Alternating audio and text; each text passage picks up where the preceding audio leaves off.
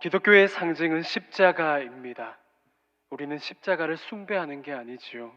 십자가에 어떤 의미를 부여하고 십자가를 향해 내가 바라는 소원을 빌면 하나님께서 들어주실 것이라고 그런 마음으로 십자가를 바라보는 게 아닙니다. 고린도전서 1장 18절은 말씀합니다. 십자가의 도가 멸망하는 자들에게는 미련한 것이요 구원을 받는 우리에게는 하나님의 능력이라. 그리스도인은 십자가를 통해 예수 그리스도의 죽음을 기억합니다. 그리스도인은 예수 그리스도의 죽음을 통해 하나님의 용서를 고백합니다. 때문에 그리스도인은 십자가를 통해 하나님의 용서를 바라봅니다. 그리스도인은 십자가를 통해 하나님께서 우리를 그의 나라로 즐거이 초대하신다는 사실을 기억합니다. 그리스도인은 십자가를 통해 하나님의 사랑을 알게 되었습니다. 그리스도인은 십자가라는 상징을 통해 하나님 곧 하나님의 나라를 바라봅니다. 하나님의 사랑을 떠올리지요. 십자가라는 상징을 통해 하나님의 구원을 기억합니다. 그 속에 새겨진 영원한 생명의 약속을 고백합니다. 그걸 숭배하는 게 아니지요. 십자가는 하나님 사랑의 상징이 되는 것입니다. 교회는 십자가를 통해서 예수 그리스도를 기억합니다. 그런데 예수 그리스도를 기억하는 상징은 십자가만 있는 게 아니죠. 그게 다가 아닙니다. 교회에는 성례가 있습니다. 성찬과 세례. 먼저 세례는 예수 그리스도의 십자가 죽음과 연합하여 내가 죽고 예수 그리스도의 부활과 연합하여 내가 영원한 생명으로 나아가게 됨을 고백하는 의례입니다. 나는 죄가 아니라 하나님의 선하신 뜻에 사로잡혀서 나는 죽음을 끝이 아니라 죽음을 통해 진정 새롭게 태어나며 영원을 향해 끝도 없이 나아가는 생명의 존재가 됨을 고백하게 되는 것이요. 그걸 고백하는 시간과 자리가 세례식입니다. 다음은 성찬입니다. 지난 주일에 성찬식이 있었습니다. 우리가 성찬을 하는 이유 역시 기억하기 위함입니다. 떡과 잔을 받으며 우리는 주님의 몸과 흘리신 보혈을 기억합니다. 성찬을 통해 우리는 예수 그리스도를 기념합니다. 우리를 향해 하나님이 베푸신 구원을 기념합니다.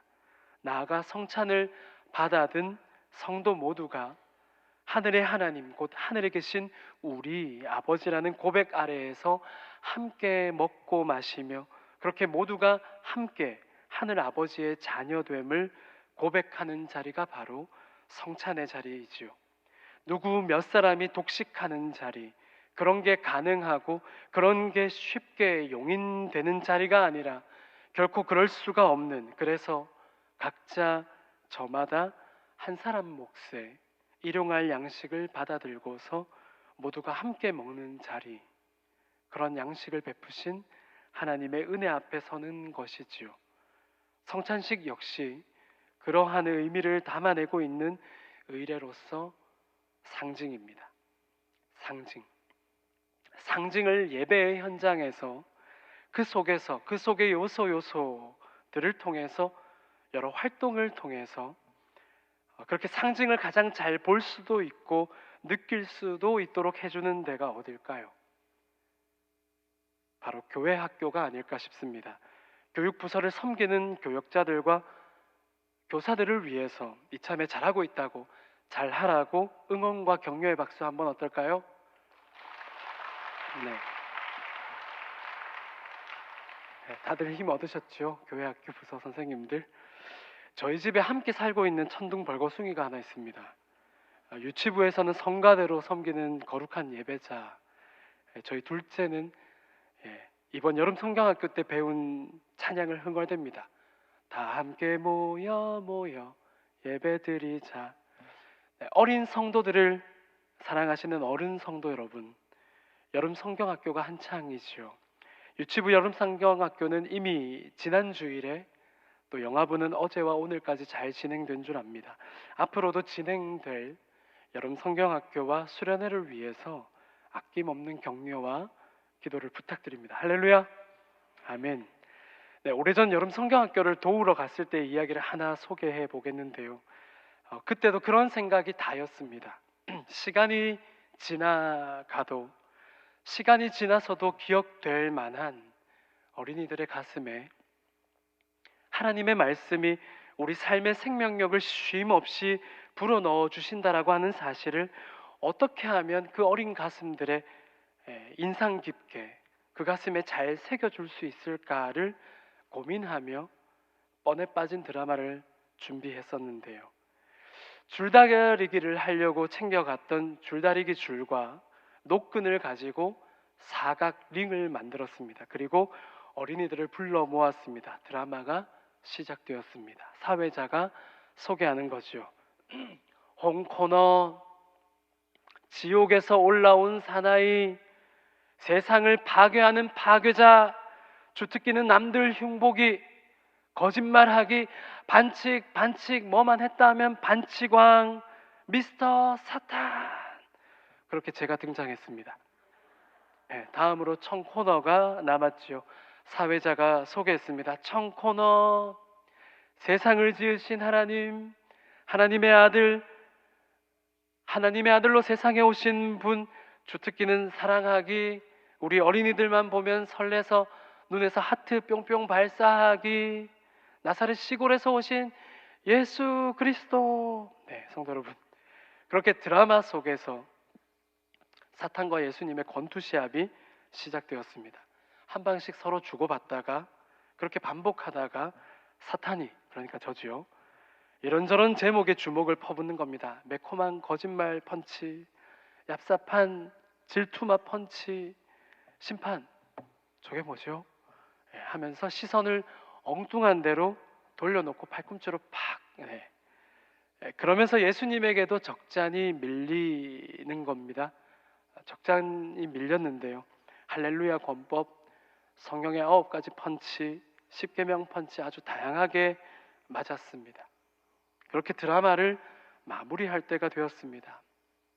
아주 심각하고 어두운 배경음악이 깔리면서 예수님에게 사탄이, 그러니까 저죠, 일방적인 공격을 퍼부으면 예수님이 그런 대사를 날리기로 서로 약속했습니다. 나에게 성경 말씀을 줘. 그러면 성경 말씀을 힘입어서 사탄을 아주 박살내면서 예수님의 승리로 끝이 나는 시나리오였습니다. 드라마는 어떻게 됐을까요? 뜻대로 안 됐습니다. 성경 말씀을 던져주기로 했던 친구가 까먹고 식당 주방 보조로 갔던 거죠. 그 사실을 모르고 사탄이, 그러니까 저지요, 저는 역할의 시나리오에 충실했습니다. 예수님을 패면서, 그러니까 예수님 역할을 맡은 친구를 패면서, 계속 패면서 이제 사인을 주는 거죠. 이쯤 하면 성경을 던져줘야 되는데 라고 하니까 예수님 역할을 맡은 친구도 왜 안 주지? 이러면서 난감한 상황이었는데요. 순간 어떤 일이 벌어진 줄 아십니까? 순간 사각 링 안으로 아이들이 모두 뛰어들어와서 저를 때리는 겁니다. 우리 예수님 때리지 마, 이 나쁜 놈아. 그렇게 두들겨 맞았습니다. 그렇게 예수님과 어린이들이 함께 만세를 부르면서 드라마는 끝이 났고 아이들은 모두 행복한 웃음으로 식당을 향했습니다. 예수님 역할을 맡았던 친구와 아이들은 떡볶이, 어묵, 또 뭐가 있죠? 볶음밥, 수박, 이런 걸로 성찬을 시작했습니다. 저는 어떻게 됐을까요? 분장을 지우고 와서 가깝게 앉았는데도 성도 여러분, 성경학교가 끝날 때까지 저는 용서받지 못했습니다. 뻔에 빠진 드라마는 그렇게 예상 밖의 결말로 뜨겁게 막을 내렸습니다. 상징, 아이들의 가슴에 하나님께서 그날 의로운 마음을 한가득 부어주셨겠지요. 그 기억이, 그때 좋았던 감정이 오랫도록 남아있으리라고 믿습니다.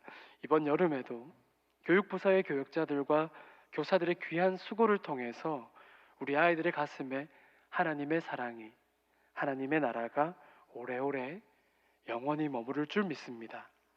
상징이 필요한 이유는 기억에서 지워지지 않기 위함입니다.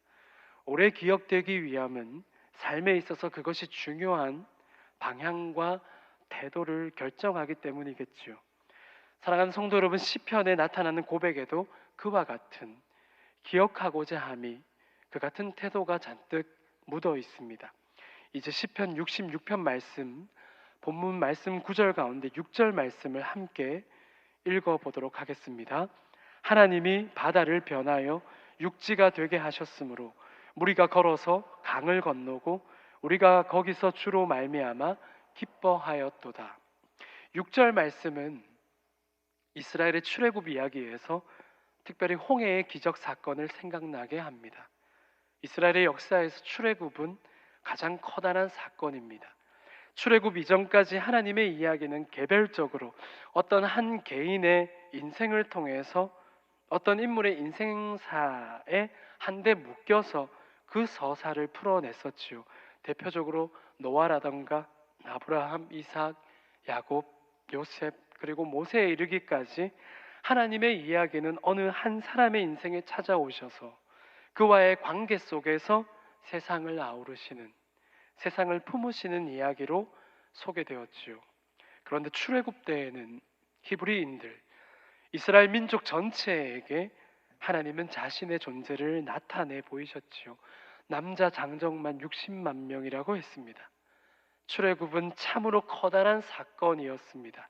절대로 무너지지 않을 것만 같았던, 철옹성과 같았던 이집트의 바로 왕도 결국 무너지게 만든 10가지 재앙, 그 중에서 마지막이 되었던 10번째 재앙은 장자의 죽음이었습니다.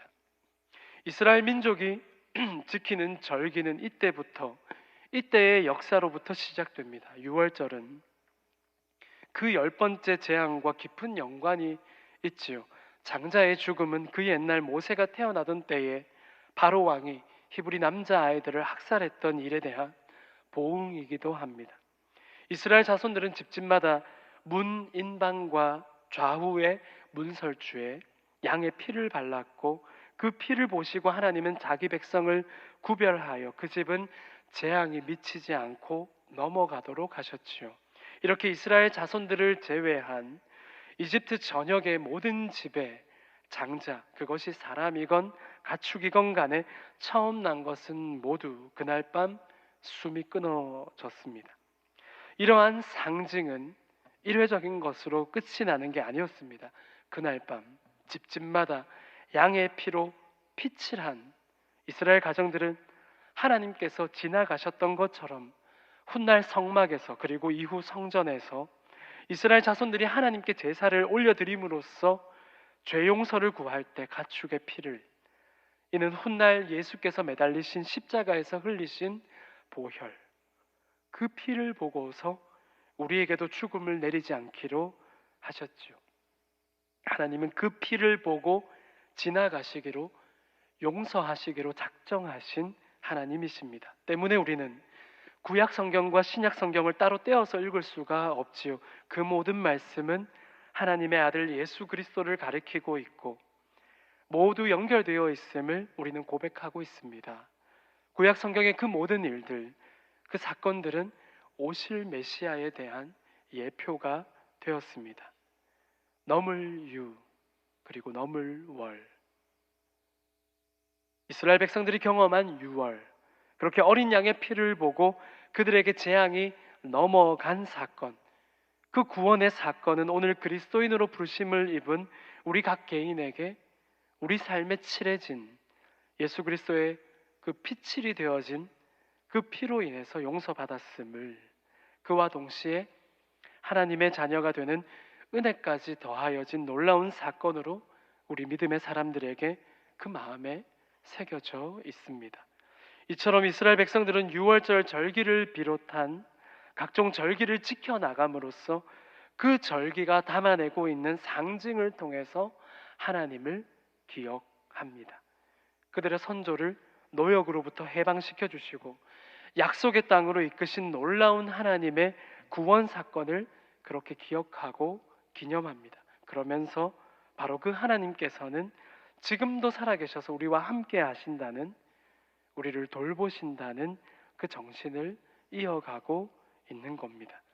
시편 66편은 하나님을 어떻게 노래하고 있습니까? 오늘 시편의 말씀을 통해 우리는 하나님을 어떤 분이라고 고백할 수 있습니까? 4절 말씀은 이렇게 기록되어 있지요. 온 땅이 주께 경배하고 주를 노래하며 주의 이름을 노래하리이다 할지어다. 하나님은 온 세상을 지으셨지요. 온 우주 만물의 주인이신 창조의 하나님을 노래합니다. 하나님이 모든 생명의 주인이심을 노래하고 있습니다.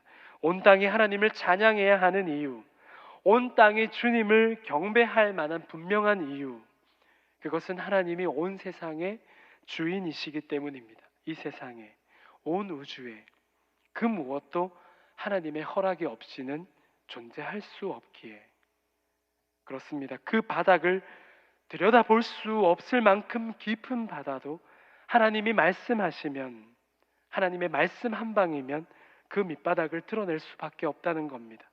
하나님의 뜻으로 인도해내신 이스라엘 자손들이 그 바다 사이로 걸어가게 되는 겁니다. 헤엄쳐서 건너는 게 아니라 그 백성들이 걸어가야 한다면 바다는 순순히 하나님의 뜻대로 그 밑바닥을 드러낼 수밖에요. 이스라엘 자손들을 가로막고 있었던 바다도 하나님의 말씀 앞에서는 구원의 길을 열어낼 수밖에 없는 것이지요. 하나님은 그분을 믿는 자에게, 그분을 경외하는 인생에게 이처럼 살 길을 내어주십니다. 그 길을 순적하게 해주십니다. 그 옛날 모세와 이스라엘 자손 모두에게 기적을 베푸신 하나님이 오늘 우리와도 함께 하신다는 것을 시편의 기자는 선포하고 있습니다. 그 하나님을 잊지 말고 그 역사를, 그 역사의 사건을 의지하여 하나님을 고백하자는 겁니다. 하나님, 당신은 우리 조상들을 이집트로부터 인도하여 내신 여호와 우리 주님이십니다. 우리 조상들에게 능력과 구원을 베푸신 하나님, 오늘 우리에게도 그와 같이 의롭고 선한 길로 인도해 주실 전능자는 당신뿐입니다. 하나님은 구원의 주님이십니다. 시편 기자는 그렇게 고백하고 있습니다. 사랑하는 성도 여러분, 지나온 인생길 가운데 하나님은 늘 우리 삶에 찾아오셨고 함께 하신 줄 믿습니다. 모두 다 그렇게 믿으시죠? 네, 신실하고도 놀랍게 간섭을 이루어 주셨던 하나님의 세미한 손길을, 하나님께서 베푸신 은혜를 기억하는 우리, 기억하는 신앙인이 되기를 주님의 이름으로 축원합니다. 오늘 본문의 마지막 절은 다음과 같이 하나님을 고백합니다. 하나님은 우리의 실족함을 허락하지 아니한다고 말이죠. 함께 읽어볼까요? 9절 말씀을 함께 읽어보겠습니다. 그는 우리의 영혼을 살려두시고 우리의 실족함을 허락하지 아니하시는 주시로다. 시편 55편 22절에서는 외우기도 좋죠. 55편 22절에서는 내 짐을 여호와께 맡기라. 그가 너를 붙드시고 의인의 요동함을 뭐라고요? 영원히 허락하지 아니하시리로다 라고 했습니다. 기가 막힐 웅덩이와 수렁에서 건져주시는 하나님을 고백하지요. 요동치는 듯한 날들 속에 우리를 영원히 내버려 두시지 않는 하나님을 고백하는 거지요. 우리의 실족함도 허락하지 아니하신다고 했습니다. 그렇습니다. 하나님이 우리 인생의 웅덩이와 수렁을, 그와 같은 함정을 예비해 두시고 그렇게 병주고 약주고를 하시는 하나님은 아닌 겁니다. 인생길 가운데 갑작스럽게 웅덩이도 수렁도 만나게 됨을 하나님은 알고 계신다는 것이요. 시편 23편 4절 말씀을 우리가 함께 고백해 볼까요? 함께 읽겠습니다. 내가 사망의 음침한 골짜기로 다닐지라도 해를 두려워하지 않을 것은 주께서 나와 함께 하심이라. 주의 지팡이와 막대기가 나를 안위하시나이다. 우리에게 따사롭게 햇빛만 비치는 날들만 있는 게 아님을 진작에 시편은 노래하고 있습니다. 푸른 풀밭과 쉴만한 물가 같은 날들만 있는 게 아니라 사망의 음침한 골짜기, 공동 번역에는 음산한 죽음의 골짜기라고 표현되었습니다. 그런 날들, 내 생명이 죽음에 집어삼킬 것만 같은 집채만한 파도가 내 삶을 모두 깨부술 것 같은 날들도 온다는 거지요. 그런데 두려워하지 않을 수 있는 이유가 어디에 있나요? 시편 23편 3절 말씀에 내 영혼을 소생시키시고라고 했습니다. 하나님은 우리가 살다가 때로는 이렇게, 때로는 그와 반대로 저렇게 이런저런 그런 형편들에 속할 수도 있는, 그 속에서도 어떻습니까? 날마다 우리 삶을 소생시키시는 하나님이시지요. 우리 숨이 끊어질 것 같으면 소생시키시는, 우리를 그렇게 내버려 두실 수 없는, 늘 활력으로, 생명력으로 우리 삶에 매일마다 그 힘을 불어다 넣어 주시기 위해 존재하시는, 내 영혼을 소생시키시는 하나님이라고 노래하고 있지 않습니까? 우리에게 날마다 새 힘을 불어넣으시는 하나님이라는 겁니다. 그렇게 믿으시죠? 네, 저도 그렇게 믿습니다. 우리의 하나님은 그런 일들이 우리에게 일어나는 것을 허락하시고, 그렇게 살다 보면 때로는 사망의 음침한 골짜기에 들어설 때도 있다라는 것, 기가 막힌 웅덩이, 수렁에 그런 순간에 맞닥뜨릴 수 있다라는 그것을, 그 일어나는 일들을 허락하시고, 그 허락을 통해서 하나님 자신을 나타내시며, 그 허락을 통해서 하나님은 우리를 믿음의 자리로 끌어당겨 주시고, 우리로 믿음 가운데 더 단단해지고 굳건히 설 수 있도록 도우시는 하나님이신 줄 믿습니다. 성도 여러분, 믿음이 없거나 때로는 믿음의 길을 잘 걸어오다가도 순간의 두려움으로 믿음과는 전혀 다른 길을 선택해버릴 때가 있지요. 그런 어리석음 때문에 때로는 기복에 잠기기도 하는 그런 우리의 인생입니다. 그래서 때로는 우리가 자초해서 사망의 음침한 골짜기에 들어설 때도 있지요. 그런데 그런 우리 인생을 하나님은 그저 가만히 내버려 두실 수가 없는 하나님이라서, 두고만 보실 수가 없는 하나님이라서 그분은 어떻게 하시나요? 기어코 믿음의 자리로 이끌어서 믿음의 사람으로 살게 하시는 분이 바로 하나님이시지요. 우리는 바로 그런 사실을 어떻게 알게 되나요? 그렇습니다. 성경을 통해서, 성경에 기록된 여러 이야기 속에서, 여러 인생을 통해서 발견했습니다. 그 이야기들이 성경 안에서만 그치고 마는 게 아니라 오늘 우리의 삶 속에서 그 이야기들은 계속 진행되고 있지요. 우리 저마다의 인생 가운데 하나님의 일하심은 계속되고 있습니다. 그러니 우리는 그저 성경에만 기대어서 살아가는 게 아니라 내 인생 위에서 성경 말씀에 비추어서 바라보게 된 하나님과 나, 하나님과 우리 대구제일교회, 그 속에서 어우러진 이야기들을 계속 써내려가는 것처럼 계속 우리 삶의 이야기를 복음과 함께 충실히 더해가는 것이겠지요. 사랑하는 성도 여러분, 오늘 시편에서도 그렇고 그 밖에 여러 시편에서도 그렇고 성경 속에 등장하는 인생들, 그들의 이야기에서도 보게 되는 것은 특별히 환난 날에, 고통의 날 가운데 그저 실패감에 사로잡혀서 거기에 젖어서 그저 매몰되어 버리는 게 아니라 하나님을 향하여 부르짖었다라고 하는 사실입니다. 지금까지 살아오면서 나와 함께 하셨던 하나님은 죽은 하나님이 아니라 살아계시는 하나님, 앞으로도 살아서 역사하시고 내 호흡을 주장하시는 생명의 근원으로 내 영혼을 소생시키는 분이라고 고백하면서 그런 하나님에 대한 기억과 믿음이 흔들리지 않으려고 애쓰고 있는 것이요. 사랑하는 성도 여러분, 세월은 멈추지 않고 계속 나아갑니다. 시간은 계속해서 미래를 향해 나아갑니다. 앞을 보고 달려가야 안전할 것만 같습니다. 그런데 앞을 보고 달려가도 갑작스러운 웅덩이는 이름처럼 갑작스럽습니다. 기가 막힙니다. 내가 생각했던 것과는 전혀 다른, 내가 기대했던 것과는 전혀 다른 순간이 찾아옵니다. 어제는 평안했는데 오늘은 전혀 다르게 두려움과 염려가 턱 밑까지 차오르는 물처럼 내 삶을 지배해버리고 삼킬 것만 같습니다. 그런 경험을 되도록 피하고 싶은데 살다 보면 그런 순간이 찾아옵니다. 앞을 보고 달려가도 그런 순간은 옵니다. 앞을 보고 달려가도 그런 순간은 찾아옵니다. 바로 그럴 때 하나님을 믿는 우리의 동작은 무엇이겠습니까? 어떤 자세를 취해야 합니까? 문제입니다. 맞추시는 분에게 속으로 응원해 드리겠습니다.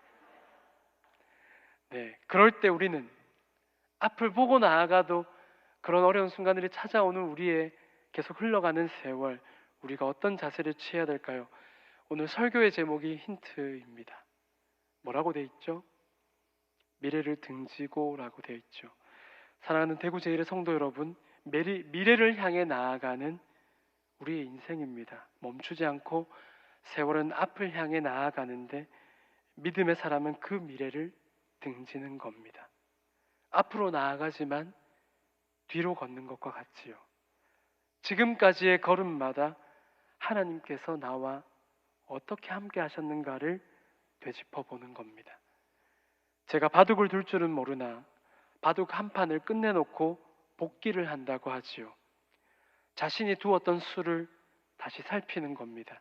상대가 두었던 수를 다시 살피는 겁니다. 다음에 한 판을 위해서 그렇게 한다고 하지요. 복습하는 겁니다. 마찬가지입니다. 지나온 나의 인생을 다시 돌아보며 복귀하는 겁니다. 그때 하나님이 이런 수를 둬주셨구나.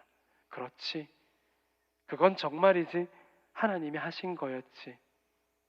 하나님의 그 살아계심을 기억하면서 다시 복귀하면서 그렇게 내 인생 가운데 열일해 주신 하나님에 대한 기억을 곱씹는 겁니다. 힘들 때 좌절에 매몰되어서 거기 실패에 젖어 있는 게 아니라 그때 어떻게 해요? 그래, 하나님이 그동안 나와 어떻게 함께 해주셨고 내 인생 가운데 아무것도 하지 않은 하나님이 아니라 그때그때마다 신의 한 수, 그건 정말 하나님만 쓸 수 있는 말입니다.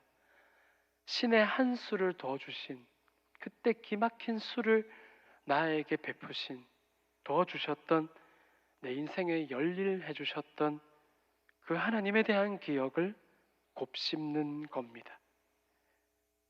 그렇게 과거를 돌아보며 미래로 나아가는 것이 믿음의 사람이 미래를 향하는 자세일 것입니다. 6월절 절기를 통해서 구원의 하나님을, 공의와 사랑의 하나님을 기억하는 것처럼 말입니다. 십자가를 기억하며 그 십자가에서 우리의 운명을 바꾸신 하나님은 오늘도 내 운명을 구원으로 이끄십니다. 끊임없이 복음으로의 세상을 개척해 나가며 복음의 방식으로 이 땅을 경작해 나가는, 기경해 나가는 내 손과 발, 그 수고가 담겨 흐르는 땀과 노력 가운데 하나님께서 은혜로 함께 해주시는 것을 믿는 것이지요. 사랑하는 대구 제1의 성도 여러분, 미래를 등지고 미래로 나아가는 것, 오늘 아침에 교회에 걸어오면서 한번 뒤로 걸어봤습니다. 네, 미래를 등지고 미래로 나아가는 것, 어떻게 해야 잘할 수 있을까를 동동거리면서 앞으로 나아가는 게 아니라 오히려 지금까지 나와 어떻게 함께 해오셨고 지금도 나와 함께 하시는 그 하나님이 앞으로도 나와 함께 하실 것을 믿는 우리 그리스도인들이 미래로 나아가는 방식은 그래야 하는 줄 믿습니다. 오늘도 그때 그날에 함께 해주신 하나님을 떠올리며 지금 오늘도 하나님이 나와 함께 하심을 고백할 수 있어야 하겠습니다. 그렇게 미래를 향해 오히려 미래를 등지고 앞으로 나아가는 저와 여러분이 되시기를 주님의 이름으로 축원합니다. 기도하겠습니다. 하나님 아버지, 우리 기억에서 하나님을 지우지 않게 하여 주옵소서. 이따금씩 내 삶에 찾아온 갑작스럽고 놀랍고 어려운 일들에 그게 너무 나에게 크게 느껴져서 그보다 크신 하나님을 종종 놓칠 때가 있는 우리의 연약함을 주님 불쌍히 여겨 주옵소서. 하나님, 그런 순간이 올 때마다 잦은 실패감 혹은 이른 실패감, 좌절감에 그저 젖어서 울고만 있는 것이 아니라 돌이켜보면 하나님이 나와 이 길 가운데 함께 해오셨고 나를 그 품에 안고서 걸어오셨지. 그때 하나님이 나에게 이런 일을 행해 주셨지. 내 수고를 훌쩍 뛰어넘는 하나님의 놀랍고 신비로운 섭리, 그 일해 주시는 하나님의 수고 덕분에 잘 견뎌왔고 잘 넘어왔던 것처럼 지금 이 순간도 그런 하나님이 내 손을 꼭 붙들고 있으니 나는 또 잘 이겨낼 거야. 그렇게 힘주시는 주님 붙들고 미래로 나아가지만 오히려 미래를 등지고 하나님이 어떻게 일하셨고 어떻게 나와 함께 하셨는가를 늘 돌아볼 수 있는 우리 신앙, 우리의 삶이 되게 하여 주옵소서. 예수님의 이름으로 기도드립니다. 아멘.